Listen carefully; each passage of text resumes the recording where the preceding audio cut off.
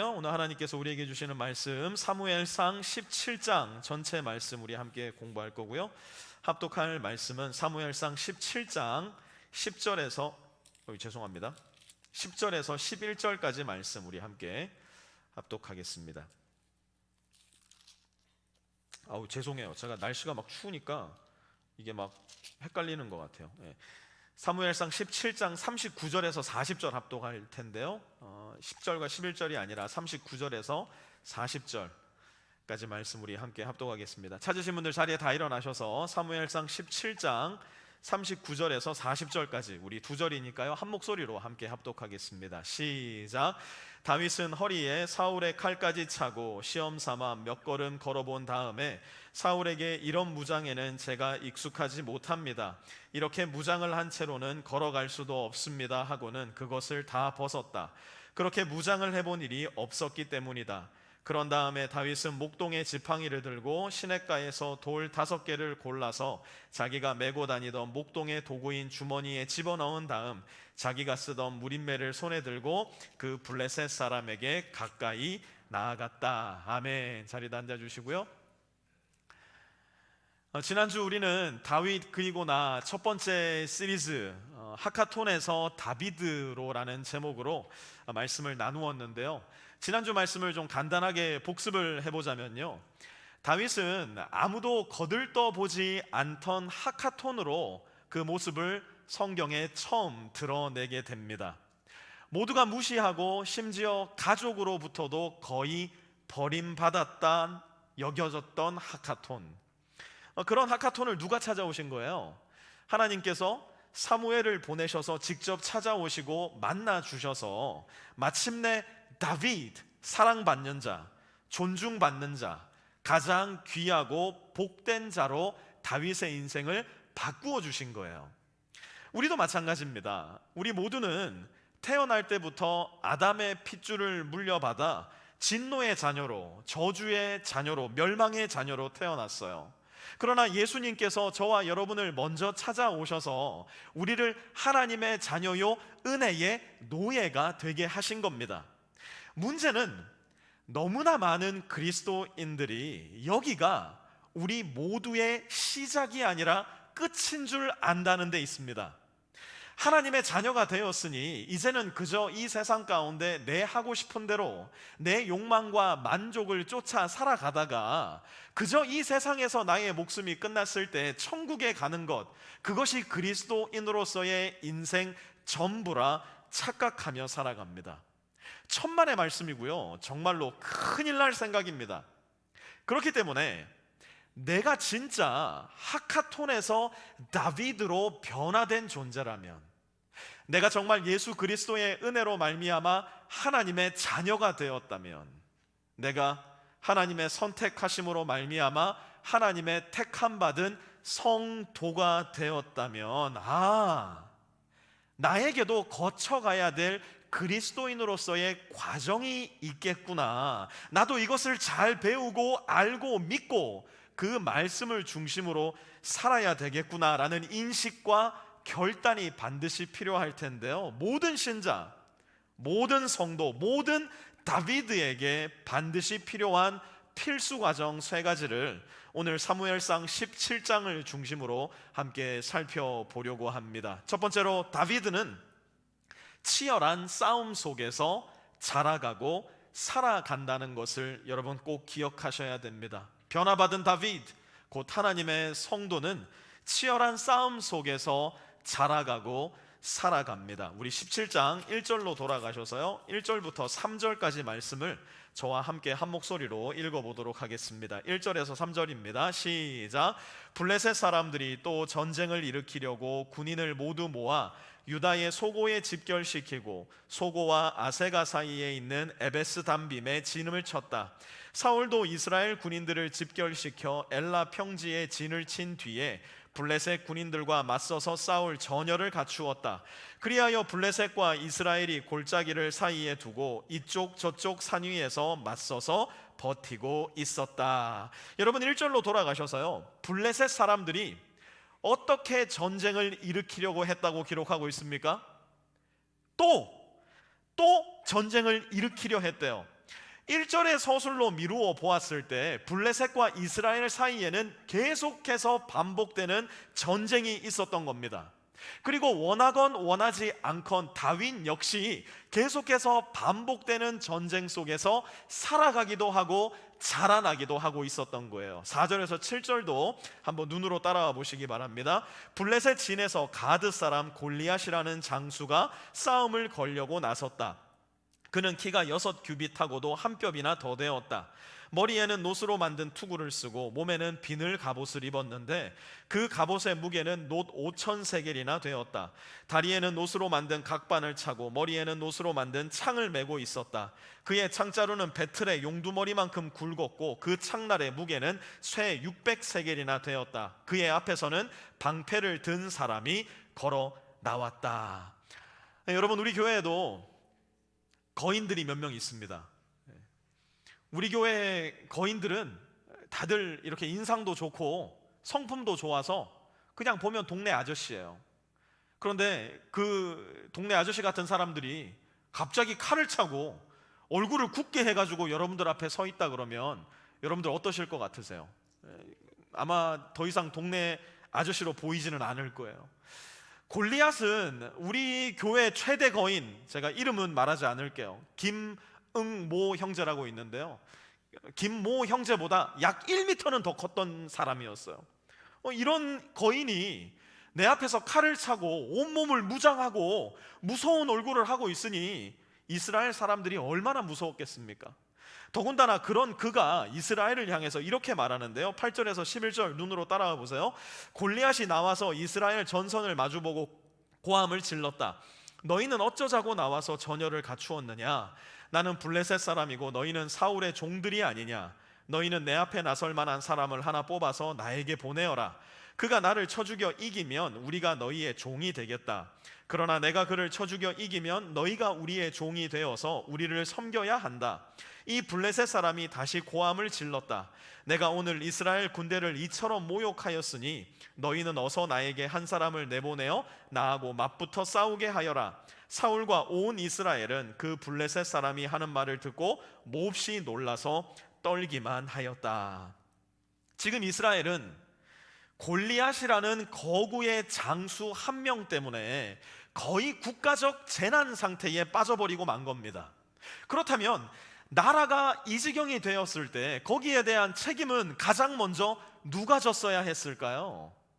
이스라엘에서 가장 키가 컸던 인물, 이스라엘에서 가장 인물 좋기로 소문난 사람은 다른 모든 이스라엘 백성보다 어깨 위만큼이나 더 컸던 사울 왕 자신이었습니다.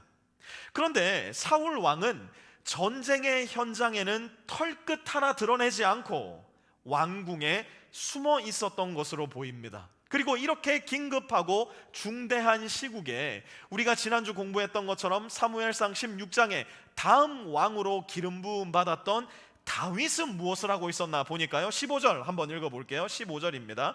같이 읽습니다. 시작. 다윗은 사울이 있는 곳과 베들레헴 사이를 오가며 아버지의 양떼를 치고 있었다. 12절에서 14절을 보시면요, 다윗의 형들은 전쟁터에 나가 있는데 다윗은 여전히 양을 치고 있습니다. 분명 그는 자기가 사울 다음 왕으로 기름 부음 받았다는 것을 알고 있었어요. 그럼에도 불구하고 그는 이전에 했던 양치는 일을 계속하고 있습니다. 내가 이제 왕으로 기름 부음 받았으니 내가 이제부터 왕의 전쟁을 하겠다, 섣불리 나서지 않고 그저 묵묵히 그가 감당해 왔던 아주 사소하고 보잘것없는 일들을 계속해 나가고 있었던 거예요. 그러면서 다윗은 그 자신이 그 현장에서 치루었어야 할 전쟁, 그 전쟁은 어떤 전쟁이었을까요? 어리석은 양들과의 전쟁, 그 양들을 먹어 삼키려고 하는 사자와 곰들과의 전쟁, 모든 들짐승들과의 전쟁을 묵묵히 치루어 나가고 있었던 거예요. 그러는 와중에 골리앗은 점점 더 이스라엘을 압박하고 모욕하기 시작하는데요. 16절 한번 보실까요? 같이 읽습니다. 시작. 그 블레셋 사람은 아침 저녁으로 가까이 나와서 계속 싸움을 걸어왔고 그런 지가 벌써 40일이나 되었다. 자, 계속 16절 보시면요, 골리앗이 어떻게 싸움을 걸어왔다고요? 아침 저녁으로. 그런데 아침 저녁으로 싸움을 걸어온 지가 며칠이나 되었다고요? 40일이나 되었다는 거예요. 여러분 잘 기억하셔요.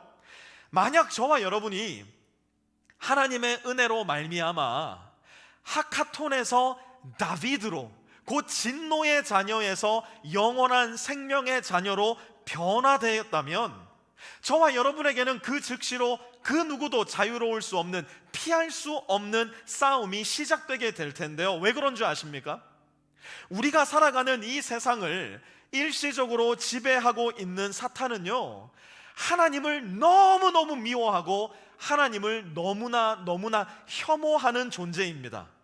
그런데 이 세상의 공중 권세 잡은 자 사탄은요, 하나님께 대항해서는 손가락 하나도 들 수 없을 만큼 무력한 존재요, 이미 싸움에서 진 존재요, 멸망이라는 운명을 맞이할 존재에 불과해요. 하나님이 사탄을 향해 한숨만 한번 내쉬셔도 사탄이라는 존재는 가루처럼 바스라지고 말 하나님 앞에 지극히 미약하고 연약한 존재에 불과하다는 거예요. 그것을 너무나 잘 아는 사탄은 하나님을 대항할 수 없으니 무엇을 하는 줄 아십니까? 사탄은 하나님의 형상대로 빚어지고 하나님의 형상대로 지음받은 이 세상의 하나님의 자녀들을 대항하고 공격하고 모욕하기 시작하는 거예요. 하나님께서는 하나님의 말로 다 할 수 없는 지혜와 섭리로서 사탄이 우리를 대항하여 일으키는 싸움을 우리가 이 세상 가운데 성장하고 예수님을 닮은 모습으로 성숙할 수 있는 재료와 도구로 삼으셔요. 그런데 정작 이 세상에서 그 전쟁과 싸움을 치루어 나가는 우리는 이 싸움이 참 쉽지가 않습니다. 왜 그런 줄 아세요? 일단 오늘 본문 속 눈앞에 보이는 골리앗을 한번 생각해 보세요. 사탄이 우리에게 다가올 때는요, 온몸을 무장하고 도저히 내가 이길 수 없을 것 같은 모습을 하고 나에게 찾아오기 때문이에요. 여러분, 사탄은 바보가 아니에요. 우리가 하나님의 형상대로 지음받은 존재, 그 목적 그대로 이 세상의 사랑과 축복과 은혜를 흩뿌리며 살아갈 그 위대한 사명을 감당할 수 있게끔 저와 여러분을 그냥 그대로 내버려 두지를 않는다니까요. 아침 저녁으로 골리앗이 나와서 뭘 했대요? 40일이나 골리앗이 계속한 게 뭐예요? 이스라엘, 곧 하나님의 선택받은 민족을 끊임없이 모욕한 겁니다. 그들로 하여금 그들을 바라보시는 하나님의 시선대로 자기를 생각하게 하지 않고 골리앗이 모욕한 것처럼, 사탄이 거짓말하는 것처럼 자기 스스로를 지극히 작은 존재로, 메뚜기 같은 존재로 생각하게끔 우리의 시선을 바꿔놓는 거예요. 우리 역시도 이러한 싸움 속에서 우리의 하루하루를 살아가는 겁니다. 내가 거듭난 하나님의 자녀라는 건 누가 뭐라고 해도 틀림없는 사실인 것 같아요. 누가 물어봐도 나는 오늘 죽어도 천국에 갑니다, 당당하게 이야기할 수도 있어요. 당신의 종교는 무엇입니까? 라고 묻는 질문에 I'm a Christian 100명이 나에게 물어도 100번 다 그렇게 대답을 합니다. 그런데도 이 세상 속에서 나를 부르신 하나님의 그 고귀하고도 숭고한 목적, 곧 나로 인해서 이 세상이 더 밝아지고 이 세상이 더 맛있어지고 나로 인해 이 세상이 더 따뜻해지고 나 때문에 예수 안 믿는 우리 아버지 우리 어머니가 예수 믿게 되고 나로 인해서 예수 안 믿는 나의 베스트 프렌드가 예수님을 영접하여 영생을 얻게 되고 나 때문에 우리 가정, 우리 학교, 우리 회사, 나의 기업이 더 따뜻하고 더 빛나는 하나님이 영광 받으시는 장소로 변화될 수 있다. 우리는 좀처럼 그렇게 생각하고 믿지를 않아요. 왜요? 이 세상의 소음이, 이 세상에 들려오는 고함 소리가 나를 향한 사탄의 모욕이 얼마나 시끄럽고 두려운지, 얼마나 자주 그 소리가 들려오는지 우리는 그만 그 소리에 속아 넘어가서 우리의 전쟁과 싸움을 시작해 보지도 못한 채 도망자가 되어 버릴 때가 참 많다는 겁니다. 그러므로 사랑하는 빛의 성도 여러분, 저와 여러분이 구원받은 신자라면 저와 여러분 모두에게는 사탄과의, 공중 권세 잡은 자와의 싸움과 전쟁이 있다는 것을 한순간도 잊으시면 안 돼요. 우리는 이러한 싸움 속에서 그리스도인으로서 성장하고 예수 닮은 모습으로 성숙해 나가는 겁니다. 다윗은 전쟁 속에, 그것도 치열한 영적인 전쟁 속에 살아가고 자라갑니다. 두 번째로 다윗은 지극히 평범한 현실 속에서 살아갑니다. 다윗은 지극히 평범한 현실 속에서 살아갑니다. 다윗이 지금 마주하고 있는 주 적은요, 골리앗이에요. 그런데 다윗이 넘어야 할 산은 사실 골리앗은 아니었던 것 같아요. 어쩌면 다윗에게는 골리앗이라는 주적, 지금 내 눈앞에 보이는 그 대상 자체는 별로 그렇게 큰 두려움이나 어려움이 아니었을지도 모르겠어요. 다윗이 넘어야 할 산은 정작 다른 곳에 있었는데요. 그게 뭐냐? 24절과 25절 한번 보실까요? 24절과 25절입니다. 같이 한번 읽어보겠습니다. 시작. 이스라엘 사람들은 그를 보고 무서워하며 모두 그 사람 앞에서 달아났다. 저기 올라온 저자를 좀 보게. 군인들이 서로 말하였다. 또 올라와서 이스라엘을 모욕하고 있어. 다윗은 이제 겨우 14살에서 16살 사이, 아직도 얼굴에 홍조가 가득한 소년이었던 것으로 보입니다. 군대에도 여전히 징집되지 않은 어린 나이였던 거예요. 반면 지금 골리앗과 대치하고 있는 사람들은 장성한 이스라엘의 정예 군인들이었어요. 그런데 그들이 다 골리앗을 보고 어떻게 반응했다고요? 24절 다시 한번 보세요. 그를 보고 무서워하며 모두 그 사람 앞에서 달아났대요. 더 웃긴 건 뭔지 아세요? 25절에 보니까 골리앗이 이스라엘을 모욕하고 있었다고 기록합니다. 그런데 여러분, 이스라엘을 모욕한다는 성경적 의미가, 그 당시 유대인들에게서 이스라엘이 모욕받는다는 의미가 뭐였는지 혹시 아십니까? 골리앗 앞에서 도망치는 군인들에게 이스라엘을 모욕하는 것은 그저 자기 자신 한 사람이, 우리의 민족이 모욕당하는 의미, 그 이상도 그 이하도 아니었어요. 그런데 다윗에게 있어 이스라엘이 모욕을 당한다, 그 의미는 무엇이었는가? 45절로 한번 넘어가 볼게요. 45절로 한번 앞질러 가서 들어보시기 바랍니다. 나는 내가 모욕하는 이스라엘 군대의 하나님. 골리앗이 지금 누구를 모욕했다고요? 골리앗은 이스라엘만을 모욕한 것이 아니었어요. 골리앗은 이스라엘 군대의 하나님을 모욕하고 있었던 것이고요, 다윗의 눈에는 이것이 너무나 명확하게 보였던 겁니다. 그러므로 사랑하는 성도 여러분, 우리 주변에 있는 하나님의 자녀들, 주님 안에 형제와 자매가 된 사람들을 대하실 때 최대한 정중하게, 최대한 따뜻하게, 최대한 마음의 정성을 다해서 대하셔야만 합니다.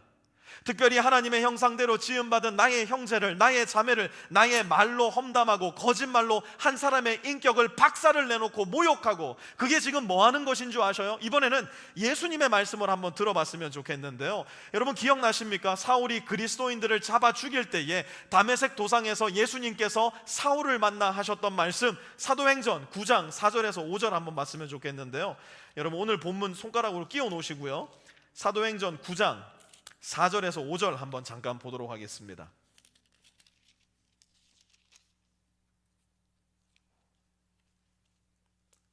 사도행전 9장 4절에서 5절 같이 한번 읽습니다. 시작. 그는 땅에 엎어졌다. 그리고 그는 사울아 사울아 내가 왜 나를 핍박하느냐 하는 음성을 들었다. 그래서 그가 주님 누구십니까 하고 물으니 나는 내가 핍박하는 예수다. 우리가 하나님의 자녀들을 험담하고 모욕할 때, 내 말의 거짓으로, 내 마음의 악의로 나의 형제와 자매의 삶을, 인격을, 성품을 망가뜨리고 무너뜨리려 할 때 여러분 꼭 기억하셔야 됩니다. 우리는 단순히 내 눈앞에 보이는 그 형제와 자매 한 사람을 험담하고 모욕하고 넘어뜨리고 있는 것이 아니라 예수 그리스도를 모욕하고 넘어뜨리려는 허망한 일을 하고 있는 것이라는 거예요. 그런데 여러분 한번 잘 봐보세요.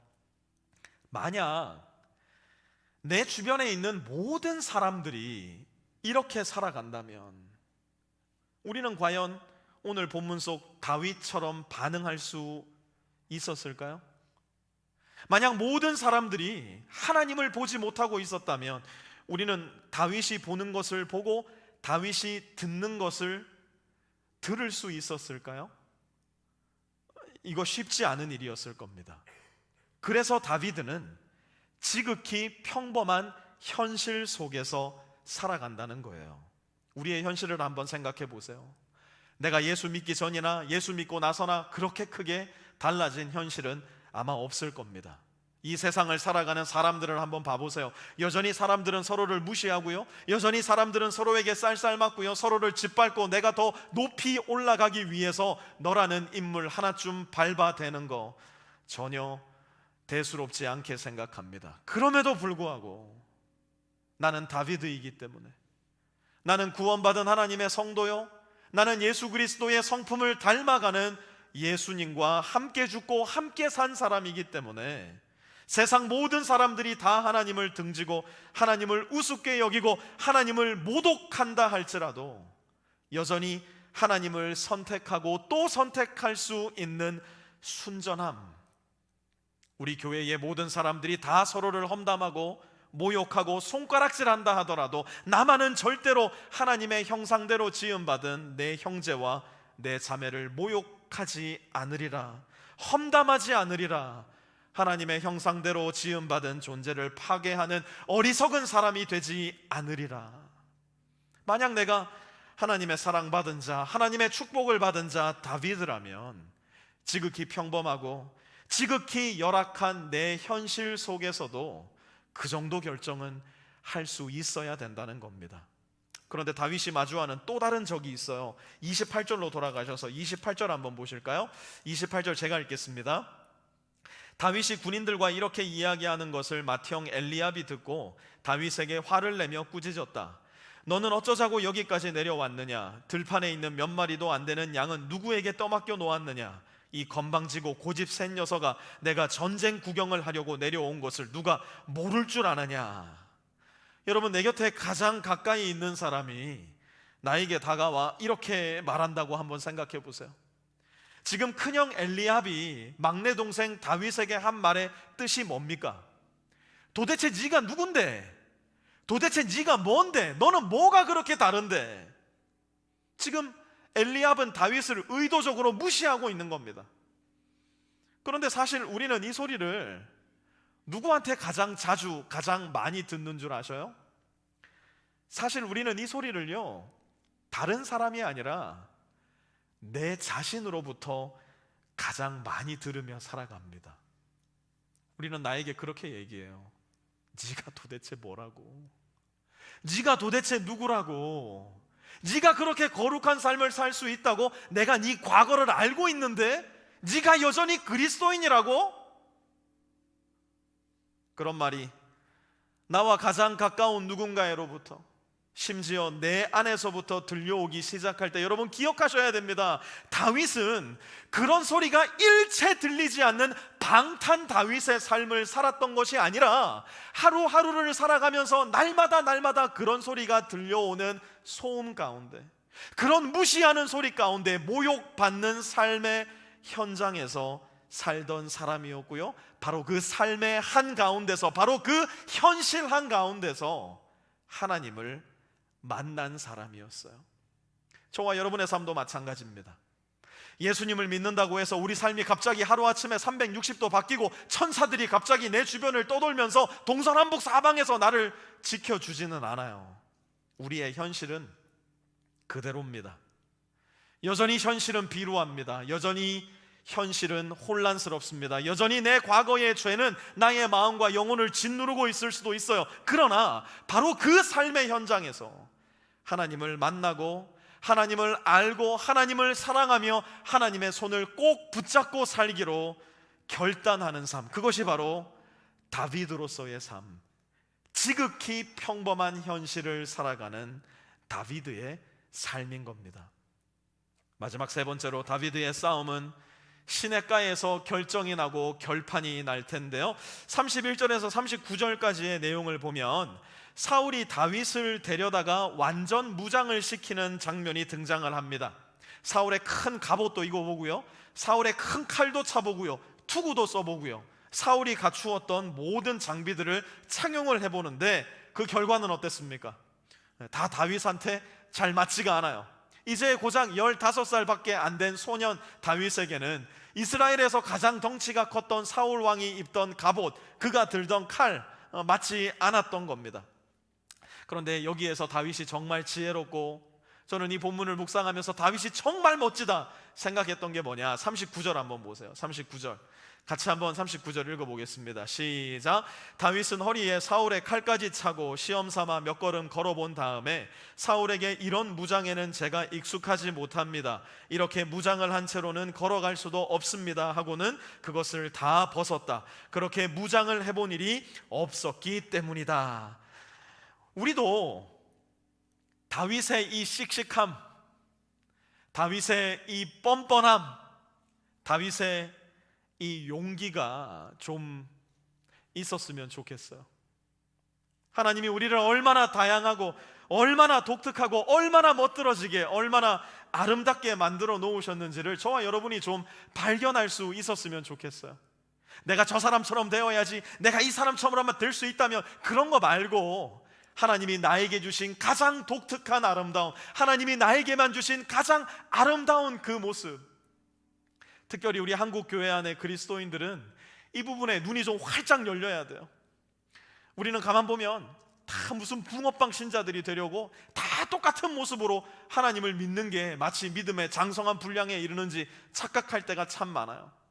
은근히 한국 교회의 전통 속에 자리 잡은 믿음 좋은 사람은 누구예요? 주일 아침이 되면 투피스를 조신하게 차려입고 아침 예배를 꼭 가야 돼요. 9시 아니면 11시 예배. 우리 교회에는 한국 교회 전통 속에 믿음 좋은 사람은 절대로 올 수 없는 교회예요. 그렇게 교회를 적어도 1시간 전쯤 일찍 와가지고서는 거룩한 하나님의 성전에 들어와서 그 누구와도 인사를 나누기 전에 기본적으로 한 30분은 기도하고 있어야 돼요. 분명히 기도가 다 끝났어. 근데도 누가 날 볼세라 계속해서 그 자리에 앉아서 기도하는 믿음 좋은 성도님들, 예배가 시작되고 끝나기까지 허리 한번 굽히지 않고 허리 꼿꼿하게 세우고 한시도 흐트러짐이 없이 하나님께 드리는 예배. 목사님이 설교를 할 때 저건 좀 아닌 것 같은데, 내가 읽는 성경에는 그렇게 말씀을 하고 있지 않은데도 불구하고 거룩한 주의 종이 하는 말씀에 어찌 내가 토를 달 수 있으랴. 아멘 아멘 무조건 큰 소리로 화답하고, 그래놓고 집에 가는 길에 남편이랑 싸우고, 집에 가서 애들한테 소리 지르고, 월요일 날부터 출근해서는 그렇게 사악하고 나쁘기 짝이 없는 직장 상사 동료, 도대체 그게 무슨 소용이 있다는 이야기예요. 주일날 잠시 한두 시간 쇼한 게 우리에게 무슨 의미가 되겠으며 하나님께 무슨 영광이 되겠냔 말이에요. 아침에 애들 씻기고 먹이고 준비하고 교회에 급하게 달려오느라 오늘도 교회를 늦었다 할지라도, 예배 전 기도할 시간이 단 1초도 없었다 하더라도, 예배 드리는 중에도 애가 찡찡거리고 울어가지고 한시도 예배를 제대로 드릴 수 없고 밖에서 애 안고 흔들어 대느라 솔직히 이야기하며 목사님 오늘 설교 내용 하나도 기억이 안 나요 라고 한다 할지라도, 하나님 내 상황이 지금 이렇게 열악함에도 불구하고 저는 여전히 주님의 교회에 와서 주님의 사랑하는 형제와 자매들과 함께 하나님 예배하고 싶어요. 나같이 부족한 사람이 드리는 예배도 하나님 받아주시렵니까? 그 마음으로 교회에 와서 하나님께 예배드리고 그 마음으로 일주일의 삶을 살아갈 수 있다면 저는 그게 훨씬 더 하나님이 보시기에 아름다운 예배를 드린 것이고 하나님이 보시기에 어여쁜 아들이요 딸이라 생각을 합니다. 거기에 더해서 오늘 제일 중요한 거, 오늘 다른 거 다 까먹어도 이건 기억하고 마음에 담아 가셔야 돼요. 40절 한번 보세요. 40절 우리 같이 한번 읽어보겠습니다. 시작. 그런 다음에 다윗은 목동의 지팡이를 들고 시냇가에서 돌 5개를 골라서 자기가 메고 다니던 목동의 도구인 주머니에 집어넣은 다음 자기가 쓰던 무림매를 손에 들고 그 블레셋 사람에게 가까이 나아갔다. 자, 다윗이 어디에서 돌 몇 개를 골랐다고요? 다윗이 시냇가에서 돌 5개를 골라서. 자, 여러분 이제 한번 다윗이 시냇가에 앉아서 돌을 고르는 장면을 한번 머릿속에 생각해 보세요. 옆으로 물이 졸졸졸졸졸 흐르는 소리가 들려요. 다윗이 다리를 굽혀서 돌 하나, 돌 2개를 줍습니다. 돌 하나와 돌 2개를 줍는 다윗의 마음 가운데 어떤 생각이 있었을까요? 야, 요 돌이면 저 골리앗 맞박 한 방에 맞춰가지고 완전 즉사시킬 수 있는 돌이다. 야, 요 돌이라면 골리앗 아니라 골리앗 할아버지가 온다 하더라도 아무 문제 없이 이길 수 있겠다. 돌 하나로는 혹시 못 맞출 수 있으니까 돌 2개, 아니 2번째도 빗나가면 돌 3개, 아니 어떻게 될지 모르니까 4개, 5개까지 돌을 준비해보자. 다윗이 과연 그런 생각을 하면서 돌멩이나 고르고 있었을까요? 여러분 잘 들으시기 바랍니다. 다윗이 집중한 건 돌멩이가 아니었어요. 다윗에게 필요한 건 돌 5개가 아니었어요. 스포일러이지만 다윗은 첫 번째 돌로 한 번에 골리앗을 죽여 이기게 됩니다. 그럼 다윗에게 뭐가 중요했던 걸까요? 다윗에게는 뭐가 필요했던 걸까요? 왜 다윗은 시냇가에 내려가서 돌 5개를 주었던 것일까요? 돌 5개를 고르는 사이, 하나님과 다윗 사이에 오간 지극히 현실적이고 사소하고 일상적인 대화. 돌 5개를 고르는 동안 이어진 한없이 진지하고 따뜻한 하나님과의 교제, 말로 다 할 수 없을 만큼 깊은 하나님과의 사귐과 나눔. 여러분 사실 다윗에게 중요하고 필요했던 것은 돌 5개가 아니라 바로 하나님과의 만남이요, 하나님과의 교제였던 겁니다. 돌을 고르려 했다면 굳이 다윗이 직접 시냇가에 내려가지 않았어도 됐을 거예요. 사울 왕에게 부탁해서 이스라엘 전역에 있는 돌 전문가를 모아서 골리앗에게 던질 돌 한 트럭이라도 다윗 앞으로 대령하게 할 수 있었을 겁니다. 그럼에도 불구하고 다윗이 직접 시냇가에 내려갔던 이유, 그것은 저 골리앗의 시끄러운 모욕 소리에서 잠시 한 걸음 물러나서 이스라엘 사람들이 아우성치며 도망가는 그 공포의 소리로부터도 한 걸음 떨어져서 나와 가장 가까운 존재라 여겼던 내 형이 나를 향해 쏟아내는 그 모욕과 거짓말의 소음에서도 한 발짝 물러나서 오직 하나님의 음성만 듣는 자리, 오직 하나님께만 이야기하는 자리.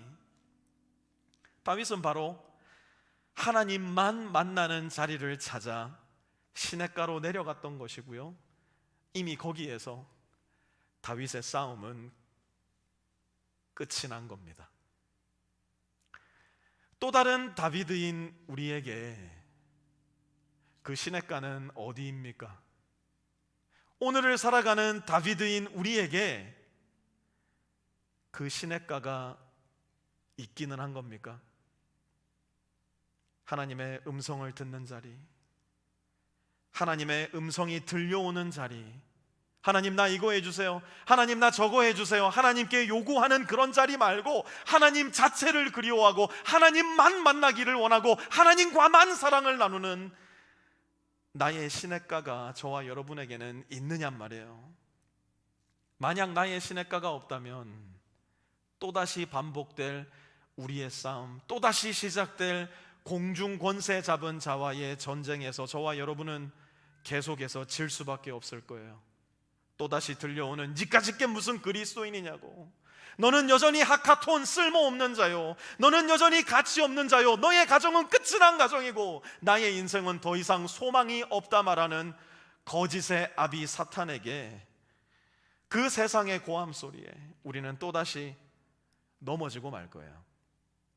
날마다 5개의 돌을 고르며 주님과만 함께하는 나의 시냇가가 있어야 내 눈앞에 보이는 두려움과 절망과 허무와 내 현실의 어려움을 딛고 일어나 따뜻하고 향기롭게 생기 넘치고 용감하게 살아가는 그리스도인으로서의 삶, 곧 다비드로서의 삶을 살 수 있게 되는 겁니다. 나의 시냇가는 어디입니까? 나는 언제, 얼마나 자주 나의 시냇가를 찾아갑니까? 우리 들은 말씀 기억하면서 잠시 기도하는 시간을 좀 가졌으면 좋겠는데요. 나는 그리스도인이라는 이름은 있지만 정작 그리스도를 그리워하고 만나고 사랑하는 그리스도인으로서의 실체가 정직하게 내 자신을 돌아보자면 너무나 부실했던 것은 아닌가. 한번 내 자신을 돌아봤으면 좋겠어요. 내 안에 그리스도가 없는데 사람들은 나를 그리스도인이라 불러줍니다. 사탄은 이걸 괜찮다고 주일날 교회만 잘 나오면 다 괜찮을 거라고 우리를 속이고 달래고 심지어 위협하기도 합니다. 그러므로 우리는 이렇게 기도해야 돼요. 주님, 내가 사탄에게 속지 않게 나에게 지혜를 허락해 주십시오. 하나님만을 그리워하고 하나님만을 욕망하며 하나님만을 만나 하나님과만 사귀며 하나님과만 사랑을 나누는 나의 십자가를, 나의 시냇가를 발견하게 하시고 그 시냇가를 포기하지 않게 도와주십시오. 말씀을 읽고 말씀으로 기도하고 말씀에 순종함으로 그리스도인으로서 나에게 주어진 싸움을 신실하게 치루어 나가게 도와주십시오. 날마다 나의 시냇가에서 주님을 만나 주님의 도우심으로 날마다 펼쳐지는 골리앗과의 전쟁에서 날마다 이기며 살아가는 우리의 인생이 되게 하여 주십시오. 우리 시간 들은 말씀 기억하시면서 함께 기도하는 시간 잠시 갖도록 하겠습니다.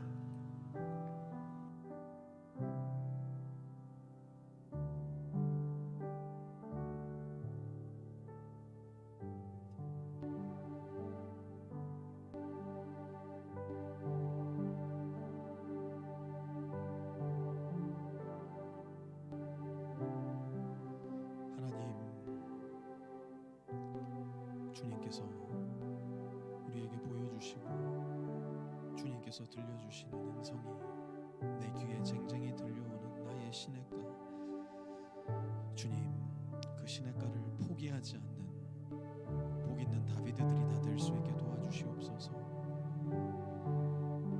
하나님의 음성을 더 따뜻하게 더 깊이 듣기 원하는 성령의 욕망이 우리 마음 가운데 늘 솟아나게 하여 주시고, 그리하여서 내가 어디에서 무엇을 하든지 늘 함께 주님과 동행하기를 포기하지 않는 사람, 그 어디에 가 있든지 그 무엇을 하든지 나의 시냇가를 찾아 또다시 주님을 뵙기 위해 그 자리로 내려가 돌 5개를 줍는 인생으로 살아가는 우리 모든 빛의 성도들 될 수 있도록 주님 역사하여 주시옵소서. 하나님 감사합니다. 오늘 말씀을 통해서 하나님만을 만나고 하나님과만 교제하며 하나님과의 사랑과 사귐을 키워나가는 나의 시냇가를 다시 한번 돌아볼 수 있는 기회를 주시어 하나님께 감사와 찬양을 올려드립니다. 하나님, 내 인생에 주님을 만나는 이 거룩하고 복된 시냇가가 늘 내 인생 가장 가까운 곳에 있게 하여 주시고, 그곳에서 주님의 음성을 듣고 그곳에서 주님을 배우며 그곳에서 주님을 사랑하고 그곳에서 주와 함께 동행하며 살아가기로 결단하여 내 인생 가운데 계속되는 공중권세 잡은 사탄과의 싸움과 전쟁에서 늘 이기며 승리하여 예수 그리스도의 형상을 이 세상 가운데 널리 드러내며 살아가는 아름답고 복된 성도, 우리 모든 빛의 성도들 될 수 있도록 주님 역사하여 주시옵소서. 예수님의 이름으로 기도합니다. 아멘. 우리 자리 다 일어나셔서 우리 들은 말씀 생각하시면서 이 찬양 함께 하나님께 올려드리겠습니다.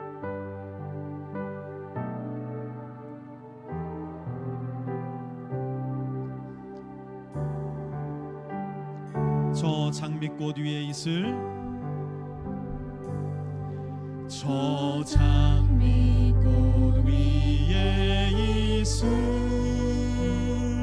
아직 맺혀 있는 그때에